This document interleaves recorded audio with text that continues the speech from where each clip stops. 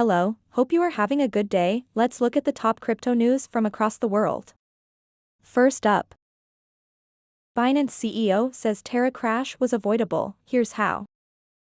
Describing the Terra Luna ecosystem as a shallow concept, Binance CEO Changpeng Zhao on Friday further spoke about the crash. He said there are no great solutions that can please everyone who were affected by the meltdown. CZ said Terra's growth was hollow and that led to the bubble burst. He indicated that the collapse was avoidable had there been a quicker response. The Binance CEO termed Terra's design flaw a most stupid, over the theory that minting more of an asset would increase its market cap.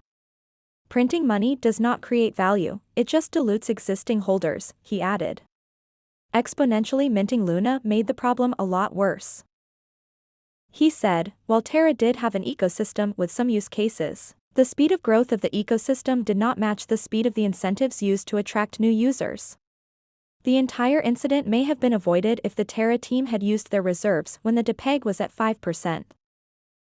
CZ added, in a decentralized system, all the stablecoins work in different ways. There are no common standards or reserves. However, when one fails, the others are less affected. Even without bailouts, all other major stablecoins withstood the shock, and most other crypto projects are fine.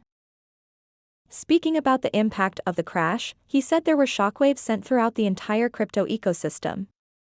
Many crypto projects were and are still negatively impacted in many ways. Coinbase co-founder Fred Ehrsam purchases $75 million of company stock. Over the past week, Fred Ehrsam purchased more than 1 million shares of Coinbase, coin, worth roughly $75 million, stepping in as the crypto exchange's stock price plunged following the company's weak earnings report.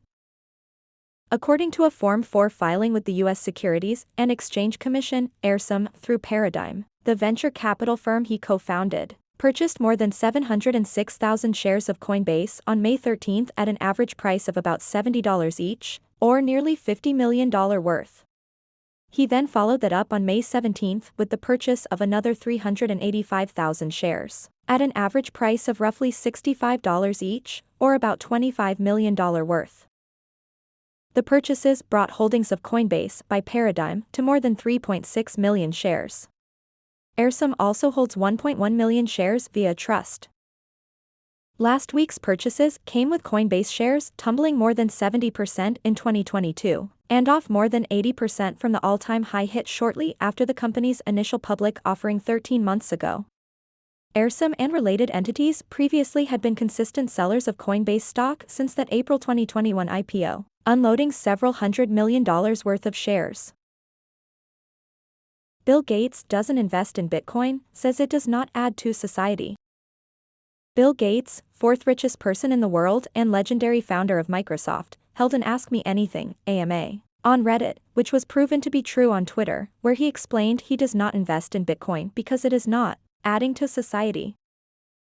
When a Reddit user asked Gates what he thought about Bitcoin and other cryptocurrencies, he replied, "I don't own any. I like investing in things that have valuable output. The value of companies is based on how they make great products. The value of crypto is just what some other person decides someone else will pay for it, so not adding to society like other investments." However, in an interview with Bloomberg this past February, Gates commented on his foundation's opinion towards forms of digital money when he explained, "It's not got the visibility of Bitcoin, but the move towards digital money that we are very engaged in is a super positive thing that eventually will get to even the poorest countries.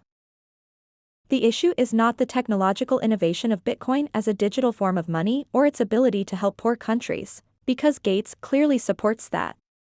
The issue is how Gates defines value." OpenSea launches new marketplace protocol dubbed Seaport. Popular NFT marketplace OpenSea just launched a new marketplace protocol to buy and sell NFTs. The news, which was first made apparent by an address linked to OpenSea on Etherscan earlier Friday, was confirmed in a blog post by the company. The protocol, dubbed Seaport, allows users to acquire NFTs in a range of new ways. Bidders who use Seaport can bundle different assets in exchange for an NFT, unlike now where only crypto can be exchanged for an NFT. For example, say you own a 40th doodle and you want a 100th ape. You can offer your doodle NFT and 60th, said Stephen Zhang, director of research at the block. Seaport will now also let people bid on specific traits from a collection. This is for cases whereby the bidder doesn't care what kind of NFT they get, as long as it features a trait they're looking for. For example, users who collect smiling NFTs can bid on any smiling bored ape from the collection. The marketplace will also now allow tipping. OpenSea doesn't control the protocol, positioning it as a shared and open resource for developers. U.S. Congress finally introduces crypto bills. The United States Congress introduced 50 bills and resolutions regarding regulation, blockchain, and CBDCs. The decision comes after months of speculation around the subject. However, this milestone ruling does not include the stablecoins draft legislation and the policy covering the digital asset regulatory sphere. As per Forbes, the first category of the bills is about crypto taxation, under which many bills were passed. The Virtual Currency Tax Fairness Act of 2022 was introduced here in a bipartisan bill by both Republican and Democrat senators. The act would exempt personal transactions made with virtual currency when the gains are $200 or less.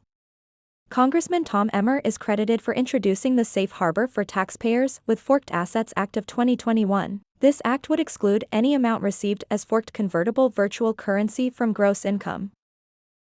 The second category is regarding CBDCs, which also consisted of many bills. The Accountability for Cryptocurrency in El Salvador Act was introduced to assess the impact of Bitcoin in El Salvador. The act would study the legal adoption of Bitcoin in El Salvador and its implications on the U.S. and the global financial system. Another bill called the eCash Act focuses on creating a digital dollar.